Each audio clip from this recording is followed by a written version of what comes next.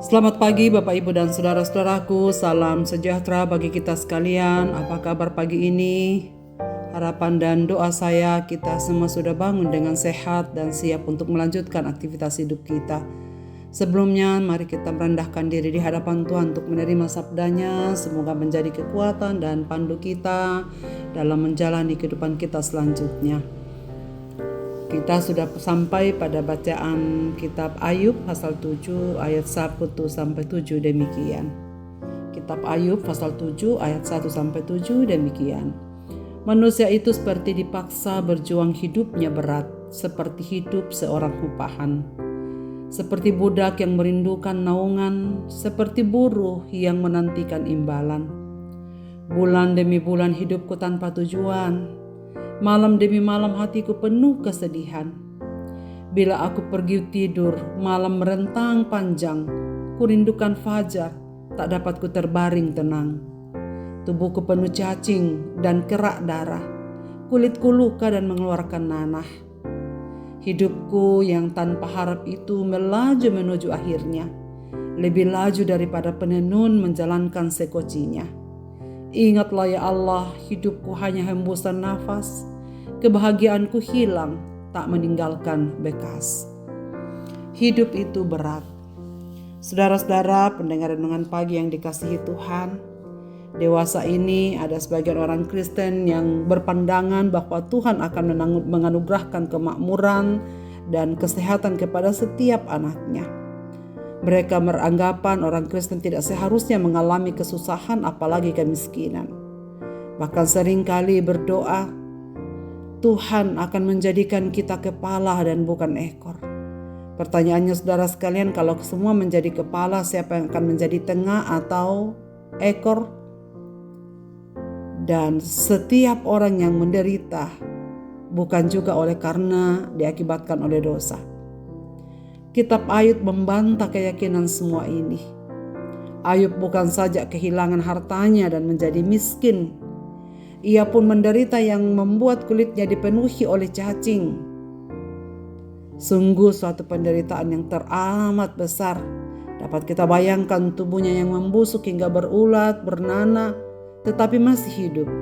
Jika jenazah penuh cacing atau ulat itu wajar, tetapi jika ada yang masih hidup tapi sudah dipenuhi cacing, bisa dipadankan tubuh yang sudah membusuk tapi masih bernafas. Ayub sendiri mengakui dengan jujur bahwa ini berat. Penderitaannya tak tertahankan. Bahkan Ayub menganggap kematian akan melepaskan dia dari segala rasa sakit dan penderitaannya.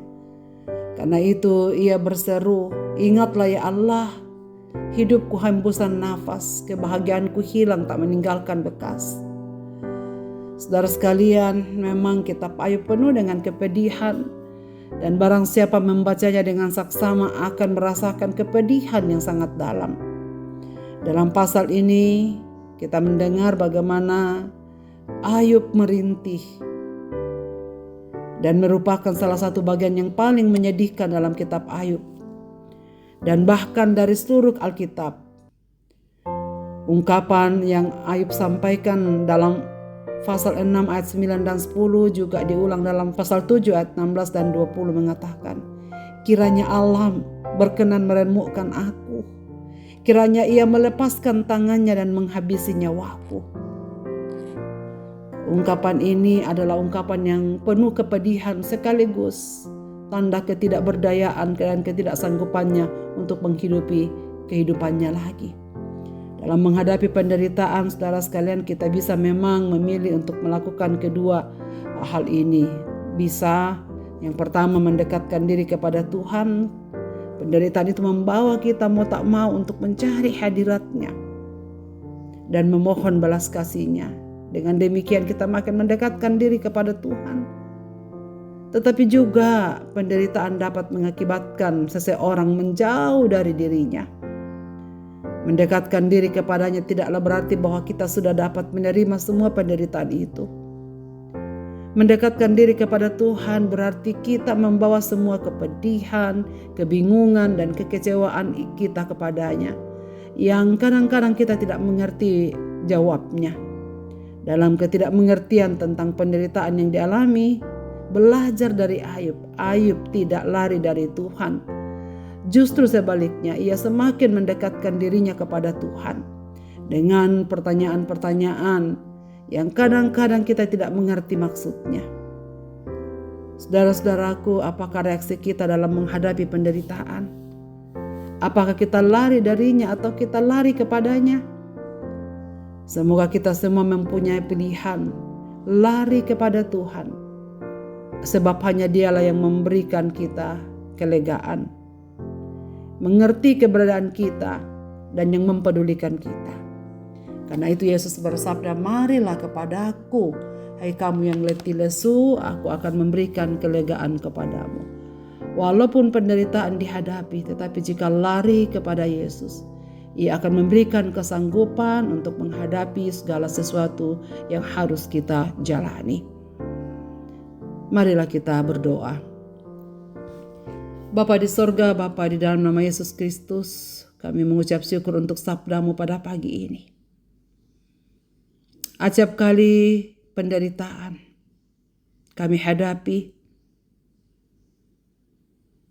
dan melemahkan iman dan semangat kami. Tapi Tuhan, tolonglah untuk firman-Mu ini kami ingat dan kami terapkan dalam hidup kami. Seberat apapun persoalan yang kami hadapi, jikalau kami datang bawa kepada Tuhan, kami bawa di hadirat-Mu. Engkau Allah yang akan menolong kami. Engkau Allah yang kuat, yang akan memberikan kami kekuatan melewati segala kesulitan-kesulitan yang kami hadapi. Berilah kami kesabarannya Tuhan.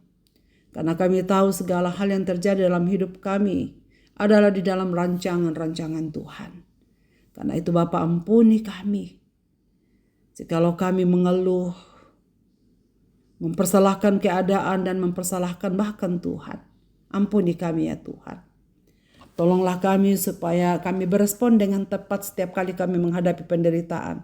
Dan mendengarkan perintah-Mu, mendengarkan ajakan-Mu untuk datang kepada-Mu, agar kami memperoleh kelegaan dari segala persoalan yang kami hadapi. Ya Tuhan, tolonglah kami, supaya kami sungguh-sungguh bersandar sepenuhnya kepada-Mu. Karena kami tahu Engkau sangat mempedulikan kami dengan cara-Mu tersendiri.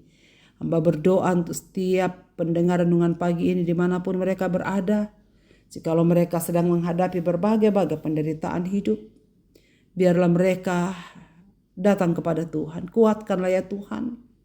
Dan biarlah Roh-Mu menguasai pikiran dan hati kami, supaya kami tetap setia kepada Tuhan dalam segala perkara kehidupan ini. Kami serahkan hidup kami untuk menjalani hari ini ya Bapa dalam tangan-Mu. Tuntun dan sertailah kami anak-anak-Mu ini melangkah, agar segala sesuatu yang kami pikirkan, yang kami perbuat, senantiasa berkenan kepada Tuhan. Dan berilah kekuatan kepada kami menghadapi setiap kondisi yang terjadi di dalam kehidupan umat-umat-Mu. Dalam nama Yesus Kristus kami berdoa. Amin. Selamat beraktivitas Bapak, Ibu, dan saudara-saudaraku. Tuhan Yesus memberkati.